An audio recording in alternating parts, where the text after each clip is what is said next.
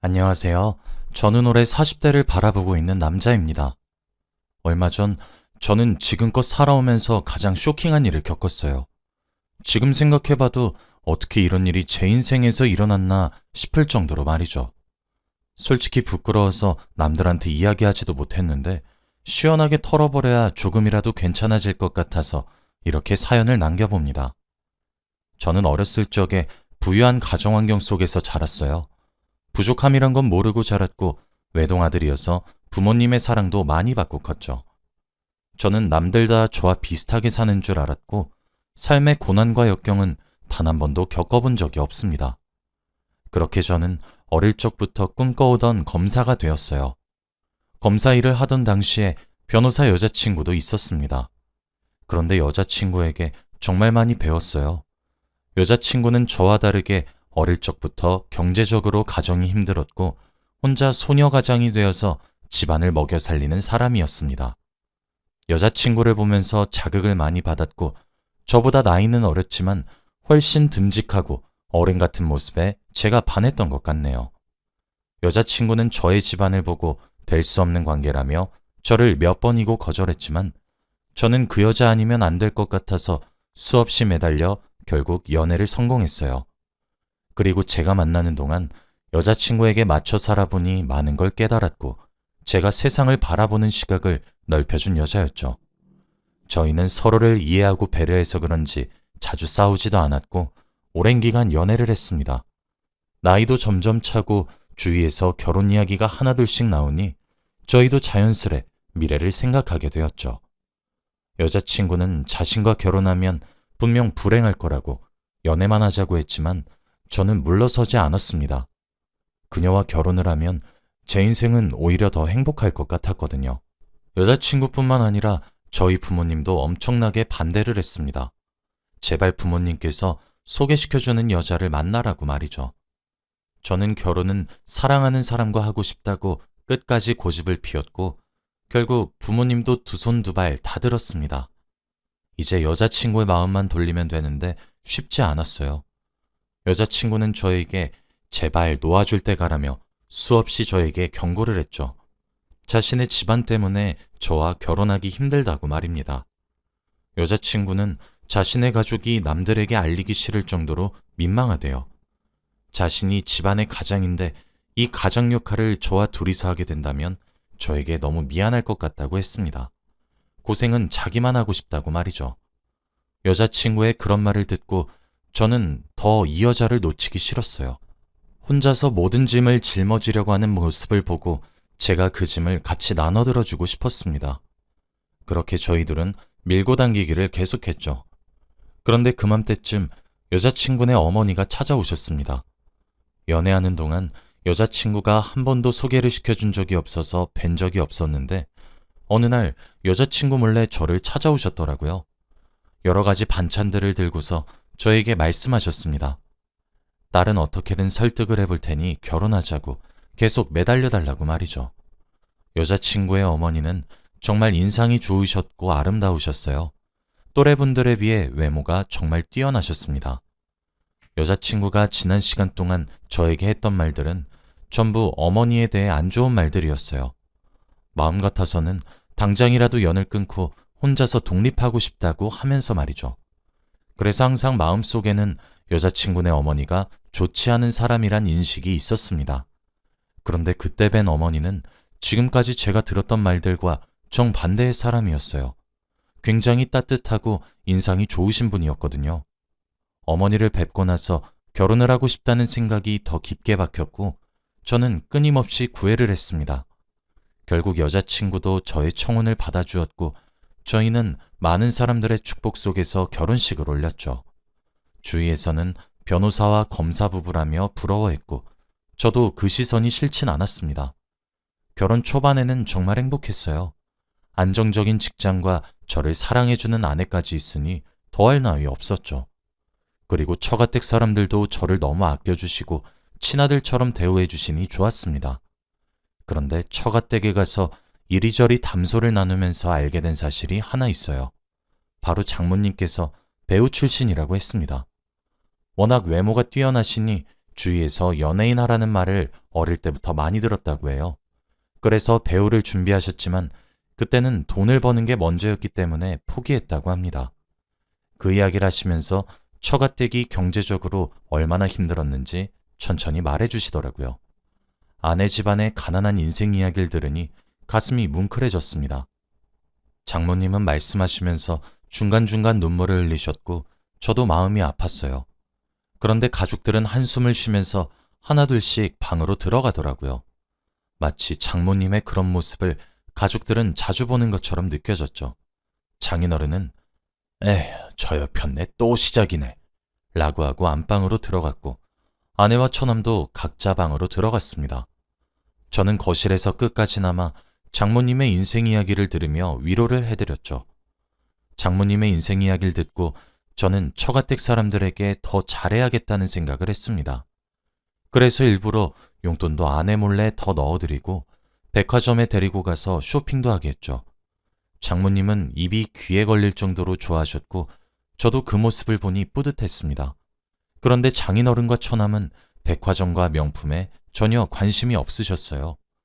오히려 저에게 이런 거 하지 않아도 된다며 말릴 정도였죠. 장인어른은 경비원 일을 하고 계셨고 처남은 취업준비생이라 명품이 필요 없었습니다. 그렇지만 장모님은 아무런 일도 하지 않으시면서 한 달에 두세 번은 꼭 쇼핑을 해야 했어요. 그래서 집에는 계속 명품들이 쌓여갔습니다. 다들 주위에서 사주지 말라고 말렸지만 장모님께서 너무 좋아하시니 안 사드릴 수 없었어요. 그리고 제가 사드릴 때마다 장모님께서 아이고 우리 장서방 덕분에 내가 요즘 너무 행복해. 가족들은 나한테 관심도 없고 거의 쥐 죽은 듯이 집에서 살고 있었는데 장서방이랑 우리 딸이랑 결혼해서 내가 얼마나 좋은지 몰라. 우리 사위가 세상에서 제일 최고야 라고 하며 저를 굉장히 아껴주세요.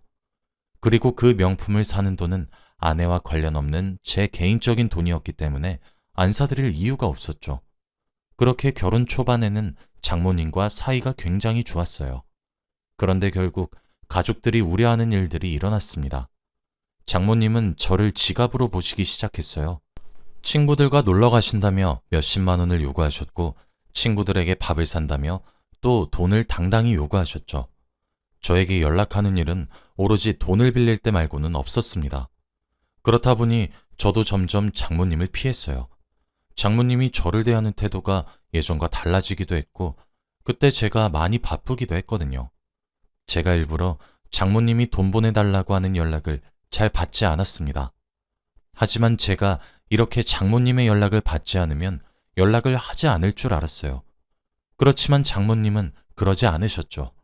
어느 날은 처남이 연락이 오더라고요. 원래 처남과 그렇게 많이 연락을 하지 않는 사이였는데 일을 하는데 처남에게 전화가 와서 굉장히 놀랐죠. 그런데 처남은 저에게 뜻밖의 말을 했어요. 점심을 같이 먹자고 말이죠.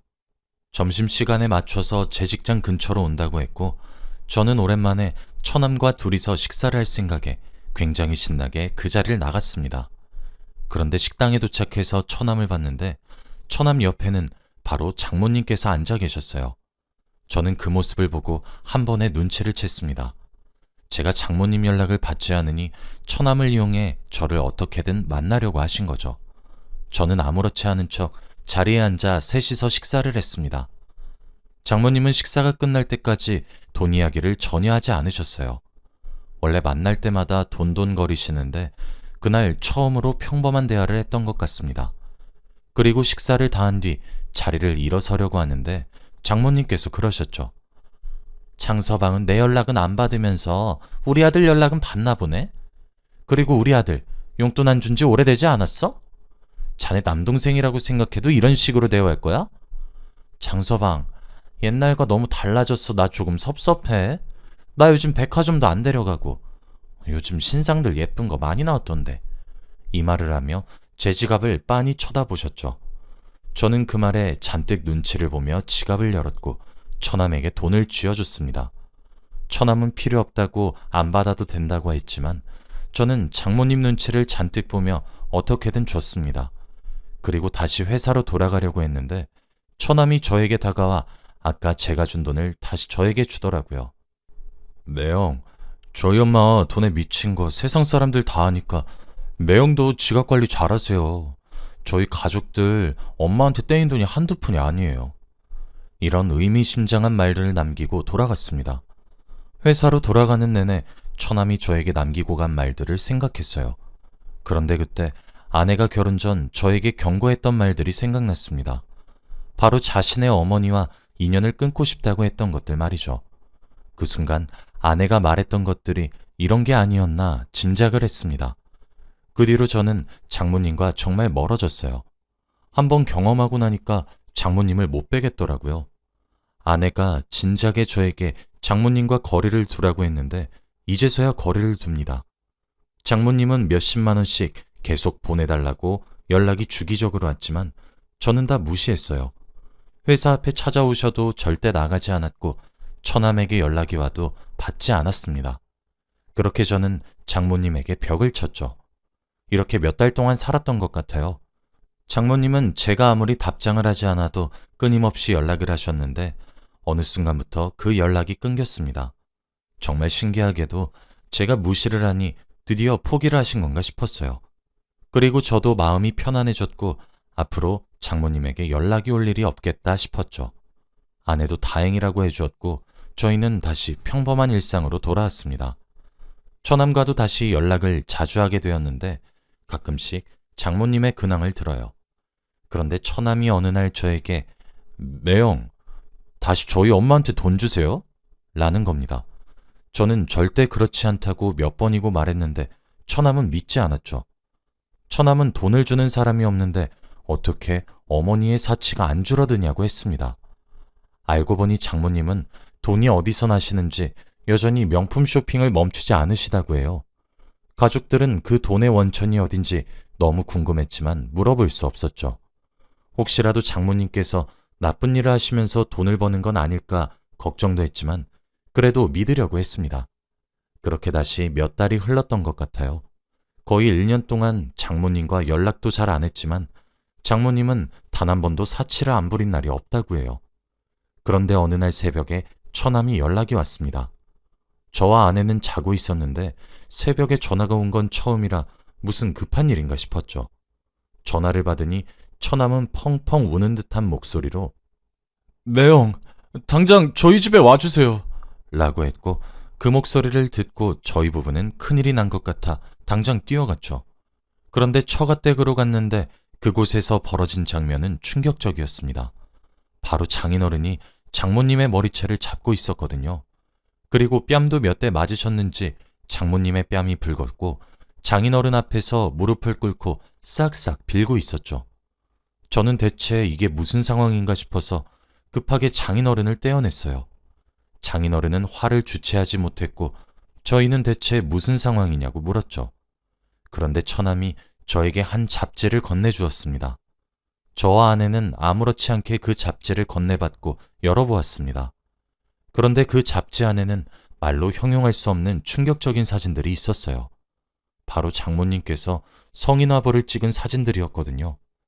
저와 아내는 다음 장으로 넘길 때마다 더 가관이고 충격적인 모습의 장모님의 모습을 보고 도저히 끝까지 볼 수 없었습니다.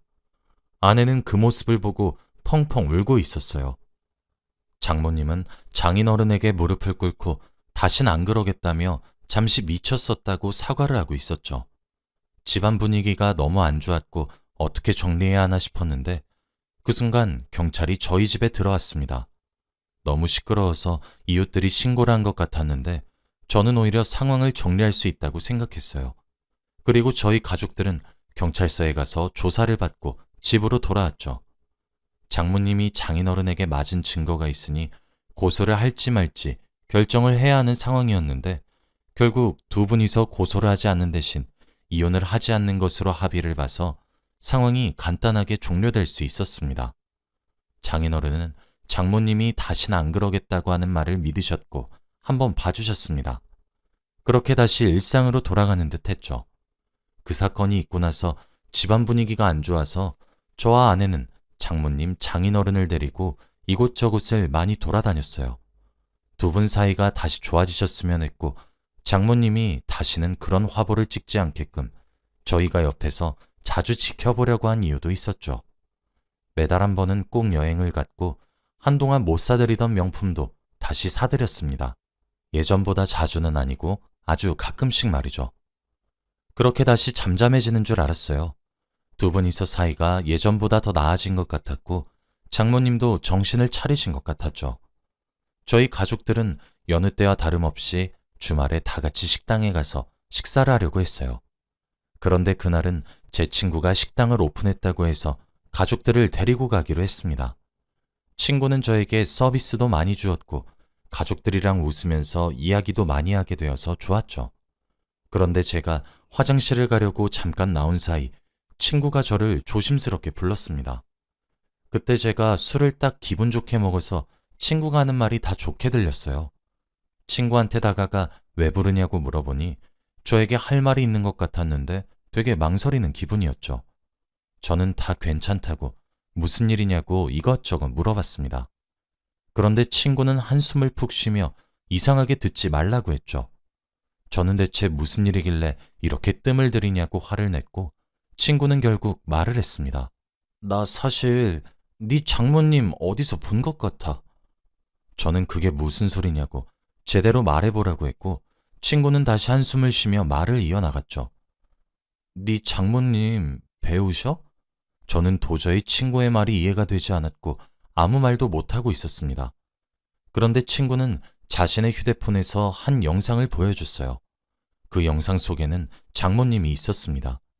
그런데 그 모습이 이상했어요. 바로 성인 영화였거든요.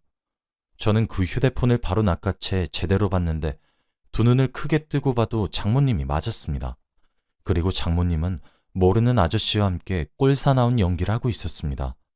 차마 제 눈으로 그 장면을 볼 수 없었고 정신이 혼미해졌습니다. 다시는 이런 걸 하지 않으실 줄 알았는데 장모님은 멈추지 않으셨죠. 그리고 저는 도저히 참을 수 없었습니다.